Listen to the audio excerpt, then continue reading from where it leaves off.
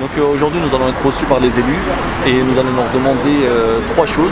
La principale, c'est l'augmentation des loyers. Donc c'est quelque chose que nous ne comprenons pas car il y a des subventions qui sont là, il y a un bâtiment qui a été amorti depuis des années et donc aujourd'hui nous allons discuter de cela.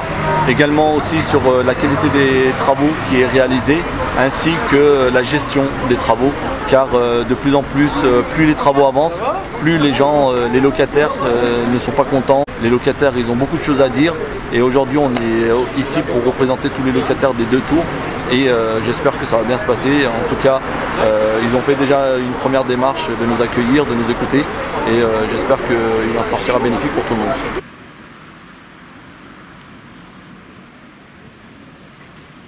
Revenir à ce que Bilal a dit, on aimerait avoir de la transparence sur la réalisation des travaux qui a eu lieu dans ces deux tours. Donc on demande auprès des FAGE et de Cristal Habitat le cahier des charges afin de savoir, d'avoir la gestion des travaux, le coût, des choses, parce que ce qui a été réalisé ne vaut pas, en tout cas, ne vaut pas les montants qui nous ont été signalés au départ.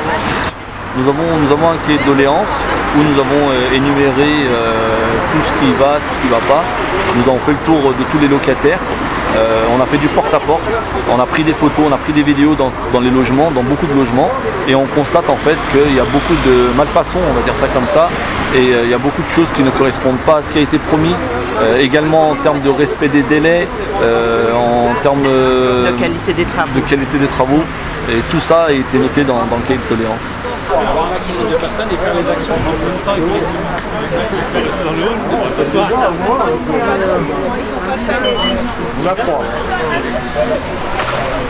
Ce qu'on demande à tous les citoyens, c'est qu'ils continuent à nous soutenir et qu'ils continuent à nous suivre sur nos pages Facebook et sur les réseaux sociaux et qu'on fasse un maximum pour que ça soit entendu et que finalement on soit pris en compte et que cela ne se répercute pas sur d'autres locataires. Voilà.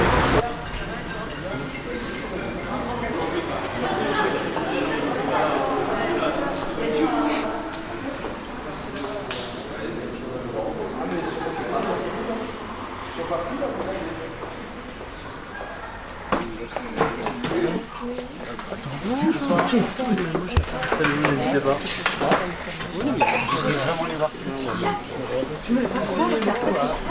Gaëtan Pochelet, pourquoi on n'a pas de réponse quand on vous demande des questions sur ce sujet-là, des deux tours?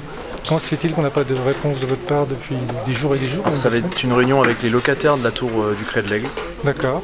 Et donc on va avoir une réunion avec les locataires de la tour du Cré de l'Aigle. Et par rapport à la presse, une demande de journalisme pour, je vous remercie. Pour savoir ce qui se passe dans cette tour. Les élus, ils vont nous répondre quand alors? C'est bon, allez-y madame, n'hésitez pas. Oui, oui. Je vous en prie, installez-vous.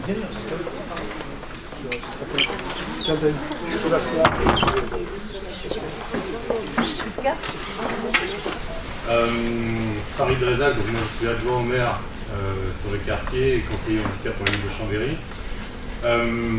L'objet de cette réunion, moi j'ai été interpellé par Gaëtan Pochelet, adjoint au logement, sur les difficultés que vous rencontrez les locataires sur la tour pendant les travaux. Moi ça m'a interpellé parce que effectivement j'ai pendant mes permanences une ou deux personnes qui sont venues me voir pour différents problèmes liés aux travaux, et puis Gaëtan m'a interpellé en disant qu'il y avait un mouvement de fond un peu plus important, parce que finalement ça ne représentait pas un ou deux ou trois habitants que je pouvais rencontrer pendant la permanence, mais plusieurs. Voilà. Donc à ce titre-là, j'ai demandé à Gaëtan si on pouvait avoir une réunion avec les habitants, donc chose qu'il a convoqué ce soir. Alors, moi je ne suis pas adjoint au logement, je ne fais pas partie des élus de Cristal Habitat non plus, simplement moi j'ai besoin d'entendre aussi ce qui se passe, et donc c'est à ce titre-là que je suis là. Voilà. Je vous remercie d'avoir répondu à l'invitation. Un échange avec M. Soyac. Oui, c'est bon. C'est vous-même. Enchanté la semaine dernière, puisque M. Soyac, vous m'avez écrit le mardi d'avant, le matin, et l'après-midi même, j'accusais la réception de votre mail pour vous proposer un échange avec les locataires de la tour du Cré de l'Aigle. On s'est d'ailleurs entretenu au téléphone 3 jours après, et nous voilà. Une semaine après pour échanger sur vos difficultés que vous vivez dans la réhabilitation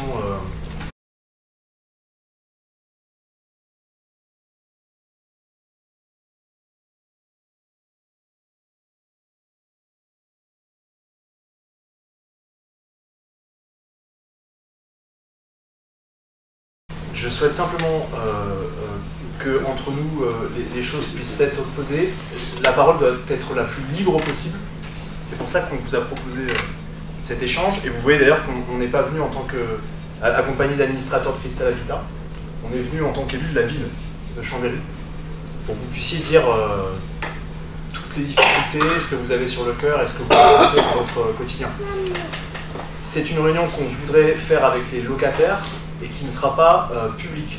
Donc je vous le dis par respect pour les informations confidentielles que vous êtes susceptibles de donner ce soir et pour que la parole soit la plus libre possible. Il faut que la presse quitte la salle, quitte à ce que par la suite on propose un moment d'échange avec la presse.